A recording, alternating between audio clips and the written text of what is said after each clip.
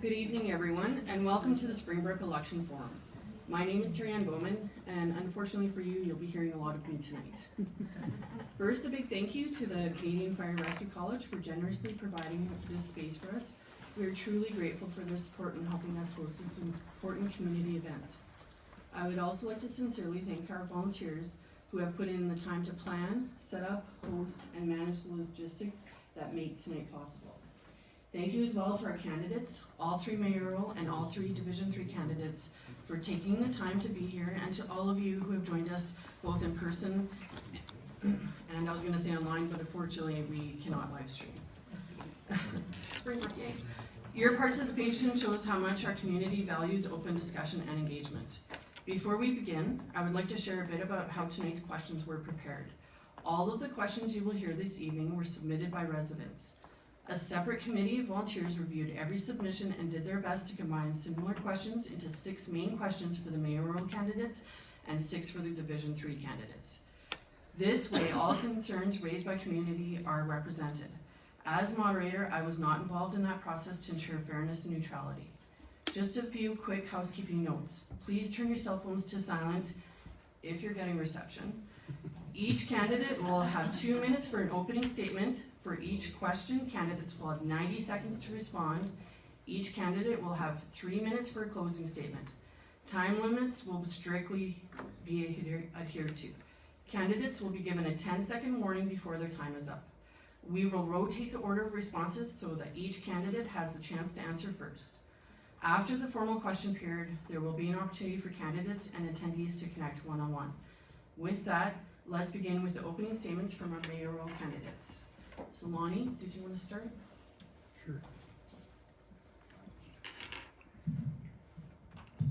Yep. Good evening, I'm Lonnie Kennett, and I thought I'd just give you a little history of myself. So I grew up on a farm about 8 miles straight east of here. We had cattle, buffalo, and grain operation. Went to school in Red Deer, and in high school I had a real interest in flying, so I actually did my my private and my commercial license here at Skywings at the airport. After I completed high school, I went up north flying as a commercial pilot for a couple of years. Decided I wasn't making the kind of money I thought a pilot would make. Back in the early 90s, it was not like today. So I came back and went into the oil field. And that was about the time, the early 90s, when Springbrook was actually sold by the federal government and we were able to buy houses. And I bought my first house on Tamarack Boulevard here. So bought that house, continued working in the oil field, went overseas for a few years, came back after 5 years, started consulting in Canada here, and then just a few years ago I actually ended up selling the house on Tamarack when the acreage just up from my parents' place came available, and I've lived there ever since. So what I bring, I think, to the county is a wealth of experience in different fields, including from aviation, farming, and oil field business background, and that difference is that the 10 second? Yeah. That I think gives me a unique perspective on all the issues we do face in the community. Thank you. And Brent, did you want to go next?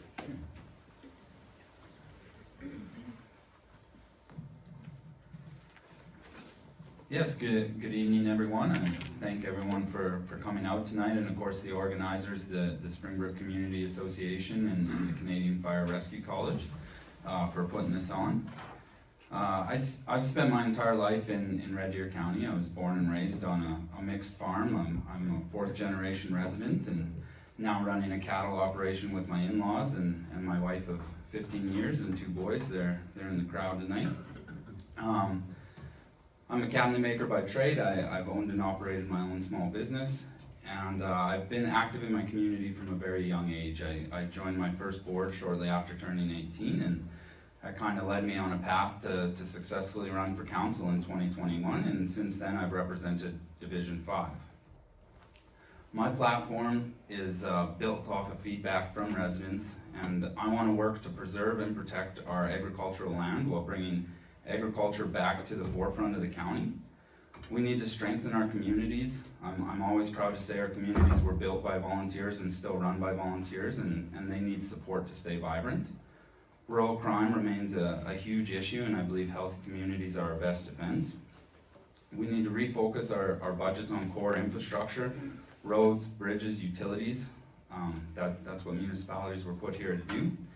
And I really want to reevaluate some of our service levels and help diversify our economy so we're less reliant on the residential tax base. I believe reducing red tape will make us more efficient and give residents an easier permitting process. So I look forward to your questions tonight.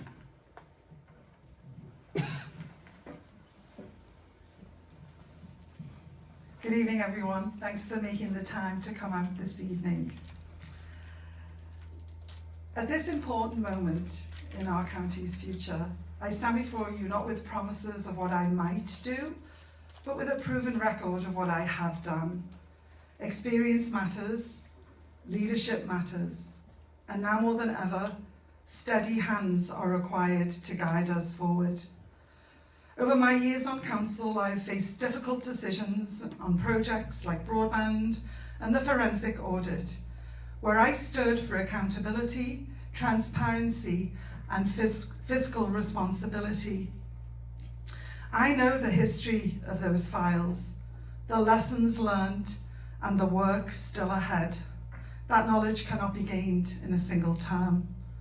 There are those who, after only a short term on council, are now seeking to lead. I respect anybody who puts their name forward, but Red Deer County is not a place for on-the-job training at the mayor's chair. Our residents deserve leadership that is tested, steady, and prepared from day one. I bring not only experience, but also a clear vision to grow our economy, protect our rural way of life, and ensure every tax dollar is respected. Together with a new council, we can build a stronger, more accountable county for generations to come. The challenges are many, but with experience and resolve, the possibilities are endless. That is why I'm asking for your trust, your support, and your vote. Thank you. Thank you. So we'll go to question 1, and we'll start with Brent. Volunteering is an important aspect of what makes communities great. How do you support volunteers? Have you supported them, and how do you plan to support them if you are elected? Yeah, like I mentioned, I'm very proud to say that our communities are built by volunteers and run by volunteers, and like I said, they do need our support to remain vibrant and healthy. And I believe that there are areas where the county could help support some of our community organizations. You know, I look at strategic planning, governance training. That would be so simple, I think, for the municipality to be offering and support our community groups with. And of course, financially, we help fund our community associations and halls and facilities.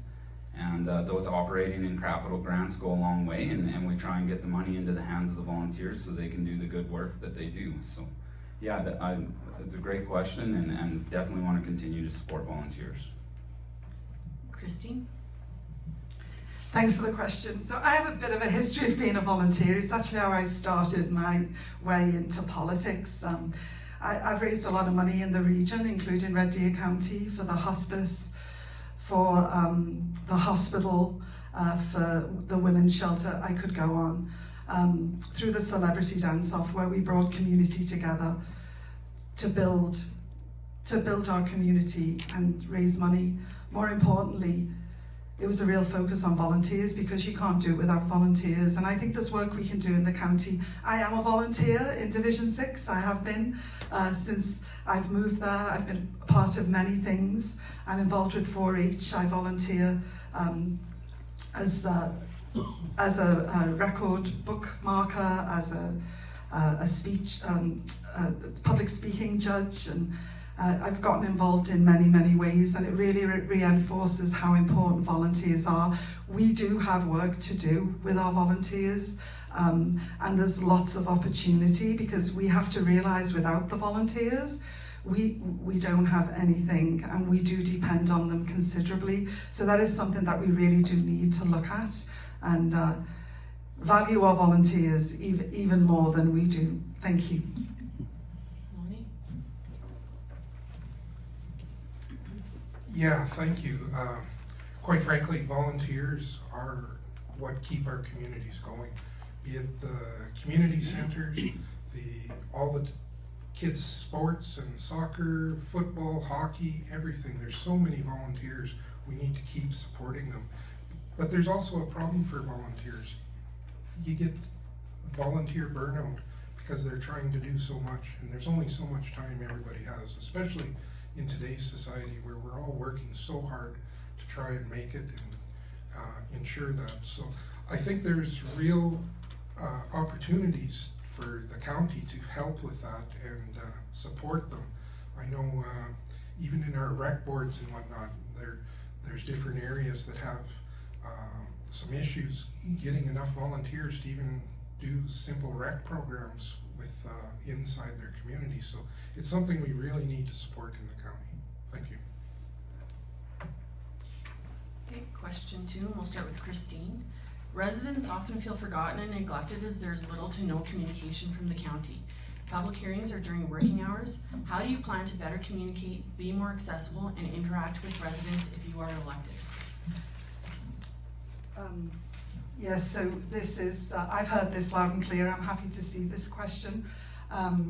We need to do better with our communication. Part of my platform is true transparency, so that everything is published, that our residents are aware, there's no surprises, and there's work to do. And I pledge to do that. It's in my platform. The public hearings is a really good point, because I understand 1:30 in the afternoon is not the most convenient time for people to get off work or leave their children. And I know that we do have everything recorded now and on YouTube, or you can zoom in live, but it's not quite the same. And it is something that's bothered me, because I think we would get more participation from our public if the time was different, and that's something that I would consider. And you know what, maybe we have a consultation, we do a quick survey out to all our residents, and we find out what they want, because I think that's the problem. We think we know what you want, but we actually, maybe we're missing the mark, and I think we do. So I think public engagement is huge. It's the future. I think we need way more public involvement so that we can make balanced decisions that benefit us all. So I thank you for the question, and I look forward to exploring that if elected to mayor. Lonnie?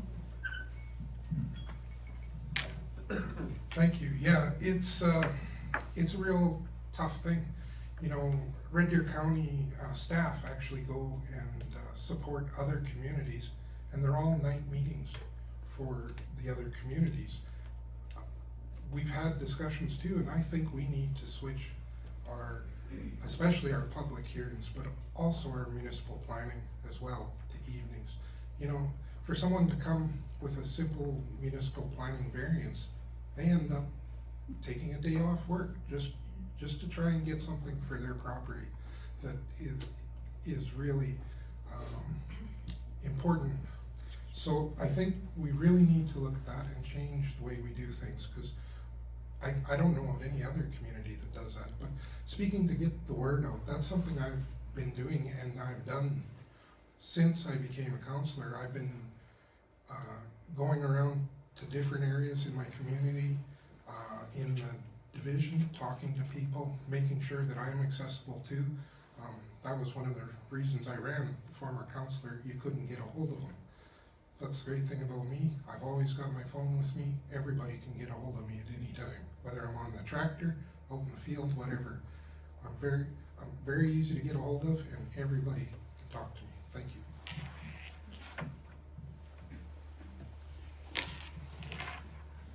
Yeah, I think this is definitely an area that's been lacking for our council over the past few years. And I completely agree, we need more public engagement. We need to be hearing directly from the residents so that we can act on that. You know, and I think it starts with easy things like more open houses.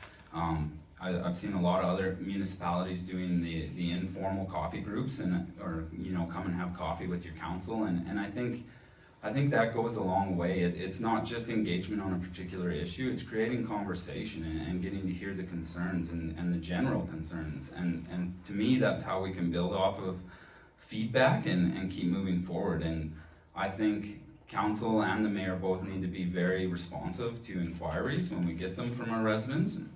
And I think some are and some have been less so. And so, you know, I think that's an area of focus for sure for the mayor as a leader, that we're being responsive and getting back to people, and so they know their concern has been heard and it's been addressed. And you know, I think a great place to start with this would be the community of Springbrook. We've had a lot of conversation, you know, the amenities and where the community is at and the growth that we've seen here. I think it would be a great place to start doing some open houses and getting that feedback from the residents to see what direction to move forward. Thank you. And question 3, we'll start with Lonnie. On July 21st, council voted for one and done statement for the forensic audit. Why?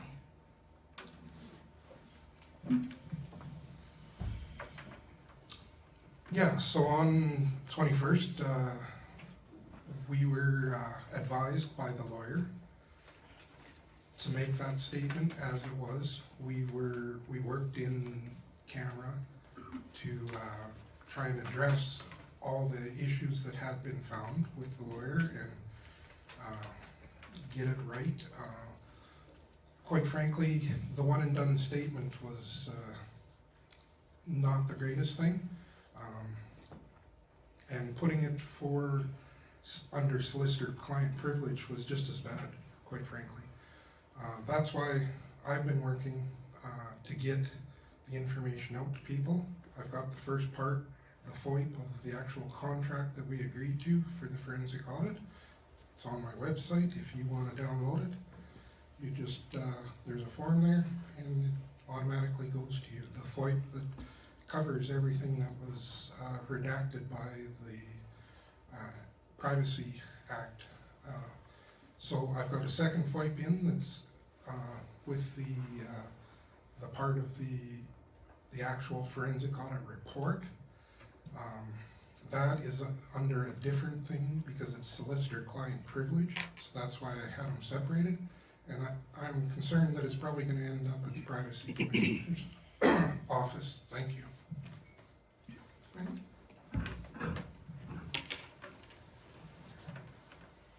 Yeah, so you know, this whole forensic audit was a real challenge, start to finish, and you know, council unanimously voted to keep the report under the Access to Information Act, and in my mind, releasing that statement helped give the public at least something of the deficiencies that were found.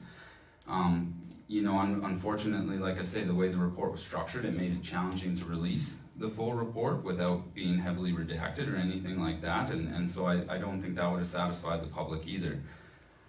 So, you know, in my mind, coming out of this process, we were going to see some action, some progress towards those deficiencies, and when I got no indication that that was going to happen, I brought forward a motion to create an action and implementation plan for the deficiencies that were found in the audit. And in my mind, it would have been really easy to take, you know, what was listed in the statement, the policies that relate to those items, and then do a deep dive and start fixing some of those issues. Some have been addressed, some are in progress, but some definitely still need to be looked at. And you know, unfortunately, I didn't get the support to move that motion forward. I felt it would have been the best way to tie that directly to the next council so that they would have to look at that and pick that ball up and keep it going, and not leave it up to campaign promises. So, but here we are. I'm very happy to see this question. This is awesome. So I did move the forensic audit because of serious concerns about our procurement process. And on July 21st, when Council created the statement in question, Councillor De Palma and I voted against it. And we voted against it because it was a vote for secrecy. It was a vote to never speak about the audit again. That audit was paid for by the ratepayer. It belongs to them. It belongs to us, so we do better. So a one and done statement would have buried the audit forever, and this is what's at stake today. That's why this election is so important. There's a vote for transparency, get better, never make those mistakes again, or there's a vote to forget it, because that's what the majority of council voted for that day. They voted for a one and done statement that this would never be looked at again. I rest my case. Thank you. Question 4, we'll start with Brent. On July 22nd, Council received an audit report that identified serious deficiencies. Shortly after Council passed a positive CAO evaluation with only 2 members opposed. The MGA states that a CAO's primary responsibility is to ensure compliance with Council policies. How do you justify your vote on that evaluation, and what does this decision say about how you would approach accountability as mayor? I'll start with Yeah, so as I'm sure most folks know, council has the one employee, and that is the CAO, and we're legislated annually to do a review on that CAO. I was part of the HR committee, and part of our role is selecting that process and hiring the consultant to help us do that. We used an identical process to the previous year, which the forensic audit was still ongoing at that time. And so when the report come to us, we had actually already completed the evaluation. We were just accepting it for information at the July 22nd meeting. So it's kind of hard at that point to go back and reevaluate. In my mind, we evaluated our CAO on the previous year. And now that the forensic audit has been completed, and like I say, we have to get some action on this moving forward. And if that doesn't happen, that's going to be a direct reflection on the administration, and we're going to have to take that into consideration when we're looking at next year's review. And to me, that's really going to determine the fate of our administration. But we completed a process, and like I say, now it's moving forward. We'll evaluate how our administration handles the procurement audit findings and decide on the next path based on how they handle that. So. Christine. So I was one of the members opposed to accepting the ratification of the CAO's evaluation, and I'll explain why. The day before, Council saw the forensic audit report. The day after, the ratification came for our CAO's evaluation. It's important to note that the evaluation was 4 months early. It's usually done annually, has been stated, but it was rushed. And the HR committee met secretly instead of publishing the process. So 2 of us did not participate because the process wasn't followed. So having seen the audit report, the next day there was a ratification for the CAO evaluation. I tried to make a motion to defer it till Council had time to consider the audit report, because according to the MGA, the CAO's major responsibility is compliance of Council policy, ensuring compliance. The forensic audit showed 12 areas of serious deficiency with multiple instances of non-compliance in our procurement policy. And that is why I did not support the CAO evaluation. It's on my platform. If I'm mayor, I will readdress and review the forensic audit with the new mayor and council, and we will move forward in the spirit of transparency to our residents, you who paid for it.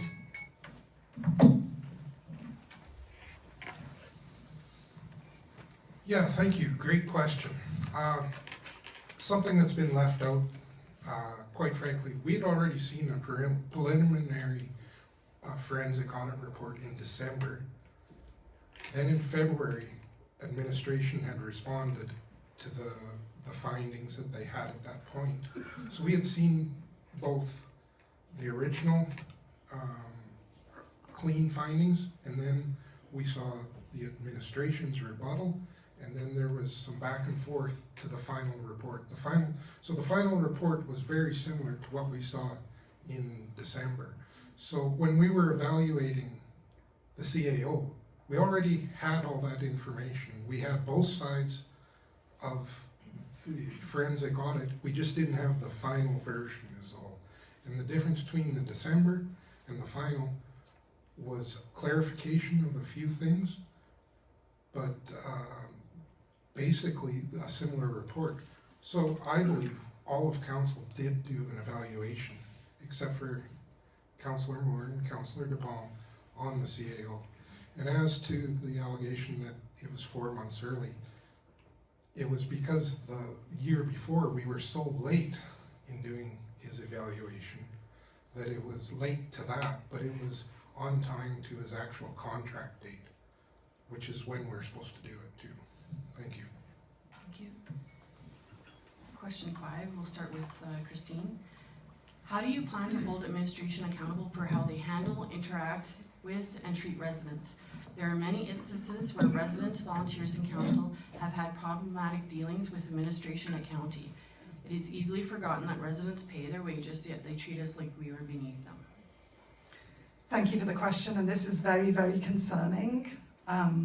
It's very concerning, and it's definitely not my leadership style. I want to be clear that there are good staff. There's a lot of great staff at Red Deer County, but I have heard time and time again about the treatment of our residents, and I think we really need to get back to basics and remember who we work for. I, as a councillor, work for you. As the mayor, I will work for you. And I think it's a difficult dance, because even, I'll be quite honest with you, even as the elected official, like we're the top of the tree, sometimes I feel like I'm treated with disrespect, actually. And, you know, it's shocking. So I pledge to everyone tonight that if I am elected mayor, there's going to be a big change of culture. And it starts from the top. There's an expectation that we remember who we work for. And I give you that promise. Thanks. Lonnie? Yeah, like was stated, it's a cultural problem there. And we have only one employee. We need to hold our employee accountable. When I came there, I was surprised that it was community votes. And on the very first budget, I couldn't support it. I voted alone. And the shock that I saw from my colleagues, because I was the first one to go against one of these budgets.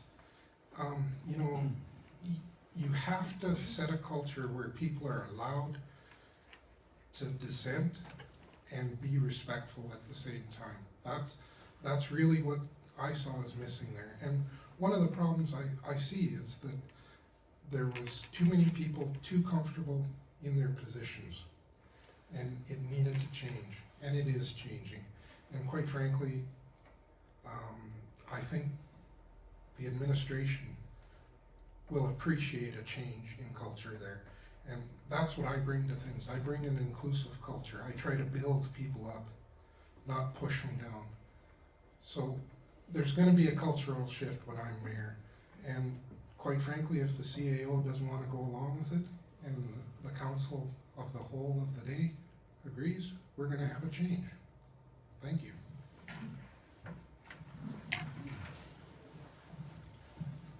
Yeah, I think this really comes down to leadership as well. You know, I think as a mayor, we need to be working collectively with our council and building a good relationship and have council working together as a unit. We don't always have to agree on everything, but we have to be respectful in moving things forward. And to me, when council's successful in that way, we're going to be setting the tone for the organization.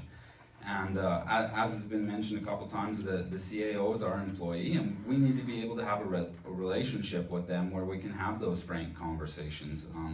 I agree. We have lots of really great staff that do a good job, but I've had complaints or issues come forward in the past from some of residents' dealings with some of our staff, and when that stuff happens, like I said, if council's working as a unit and functioning well, we can have those conversations with our CAOs so that those issues can be addressed and to ensure that council is setting the tone for the organization. Thank you. Question 6, we'll start with Lonnie. Accountability and transparency. Everyone speaks of it, but it isn't happening. So what can you do to make a difference in that aspect? How do you propose to change accountability and transparency? Yeah, thank you very much for that question. Great question. And it's what we've been talking about all night. We have to change the way we're doing things there. There's way too much in camera. There's way too much behind closed doors talk. Quite frankly, I'm trying to lead by action. I'm trying to get the information out to people. So, for example, on the forensic audit, like I said before, I've already got the contract out there, what could be released under the access to information rules. I've got a second FOIP for the whole contract, for the whole forensic report. And like I say, that's ongoing. But that's the thing, we gotta get the information to people, because at the end of the day, you and I as taxpayers are the ones that paid for all this. You need to be able to feel that what we are doing there is in your best interest. And if that's not happening, that's gotta change. And that's what I wanna do. I wanna make sure that what's happening at the county is in your best interest and not in others' best interest. Thank you.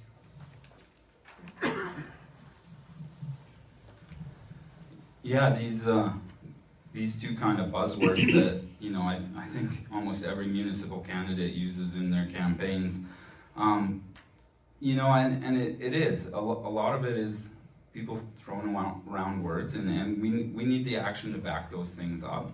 I think it comes down. We talked about it earlier in one question, being a lot more responsive to the public, in ensuring that we're communicating with them when they have questions, being more open with the public. Like I say, having those environments where we can have informal conversation.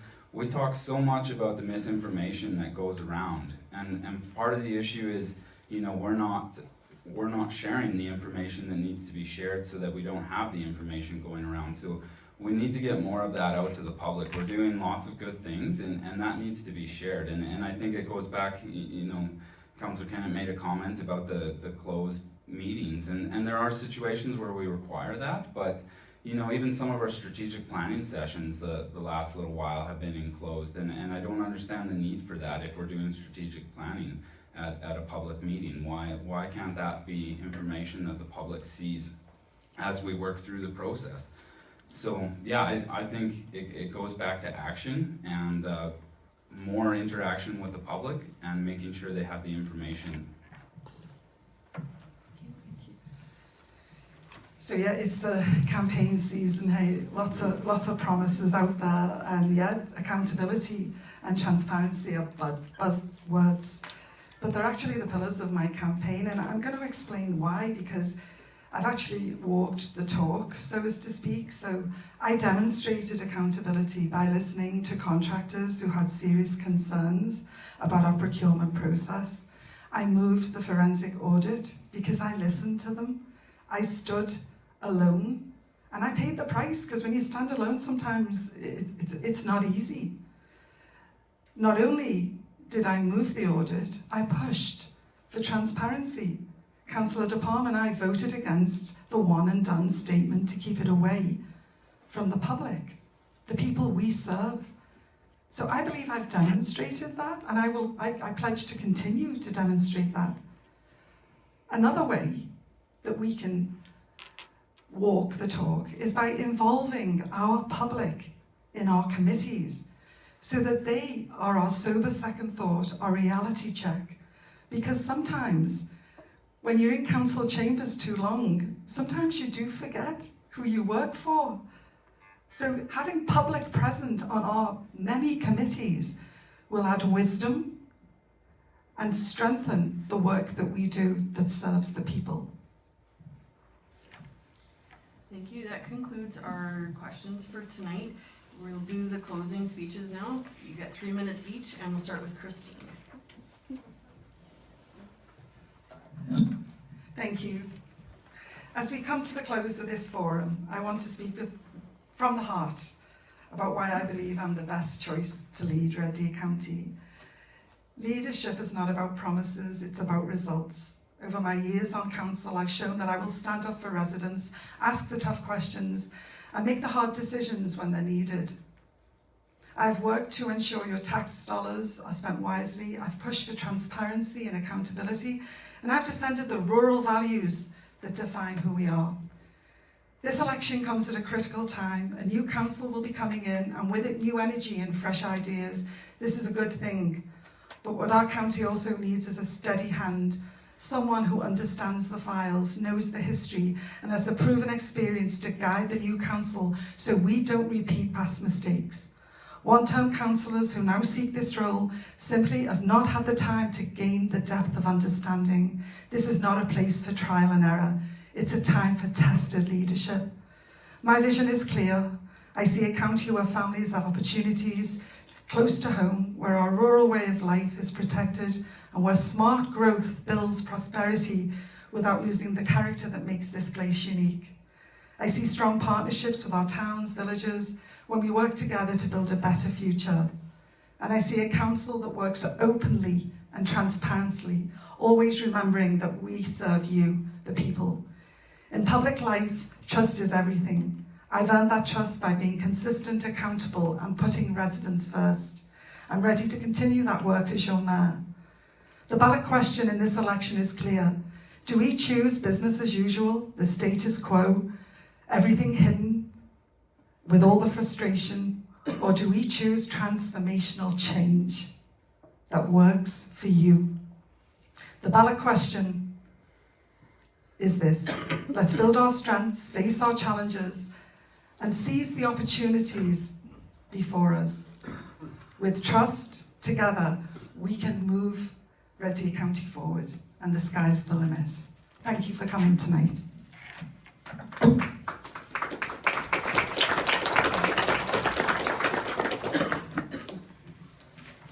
Thank you very much. I believe we require a leader who embraces modernization while steadfastly upholding the values that determine our community. For too long, reliance on outdated approaches has held back our economy and our community's progress, and that needs to stop.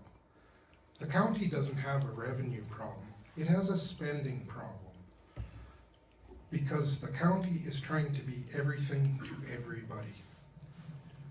I believe that the county should work for the people and not the people for the county administration. Too often the government wants to get into business so that it can generate revenue to fund itself. But we need to ensure that the money is going to serve the people better. I believe the priorities we need to set are the following. We need our roads and bridges to be safe, well-maintained, and well taken care of. We need to ensure that our community centers are safe as well, and we have playgrounds that our children can play on safely without getting hurt. Our community centers are the places we gather, and they also need to be maintained, improved, and in the case of Springbrook, actually built. My plan is this. We're going to modernize our county to ensure we're doing the right things the right way, implementing efficient, technology-driven practices. We're going to professionalize our workforce through targeted training. We're going to streamline processes, making a county a reliable partner. There is no reason why a development permit for a deck should take months. I'm going to advocate for the development that respects the infrastructure limits of the county. We can't build beyond what we can service. I'm going to also champion value-added agribusinesses that supports local producers. I also stand for something that we haven't talked about tonight, which is smarter policing. that reflects the needs of our actual communities, including a detachment in Red Deer County, whether it be the RCMP, the sheriffs, or Alberta Provincial Police, or a mix.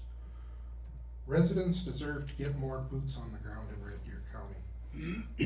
On October 20th, please vote for me. Thank you very much.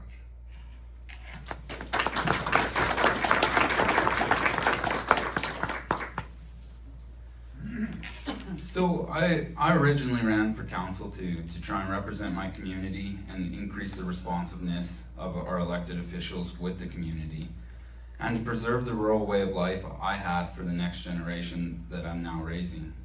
I've gained a lot of experience over the past few years and am ready to take the next step towards that. This is truly a new time for Red Deer County, and we need real leadership and a fresh perspective, a younger voice who can dedicate the full-time effort required. I've proven I will be active in the community and available to the public. I will bring a diverse leadership experience to this role, from leading and mentoring youth in hockey, previously managing a staff as a shop foreman and owning my own small business, past president of an ag society, my extensive committee work while on council, including chairing the Ag Service Board and our ALICE committee, and working with the rural municipalities of Alberta on a provincial committee that had input into the new regulations on renewable projects. We're going to see significant turnover in council this term. We need a leader to bring them together and hit the ground running. We can't be focused on or tied to the past. We need a leader that's going to build people up and stop pointing fingers. The mayor still has just one vote, and this election should be about which candidate is best suited to lead the new council and get them working together, so that council is the one setting the tone and the priorities for the organization. Again, a big thank you to everyone for putting this evening on, and if you have more questions for me, please don't hesitate to reach out.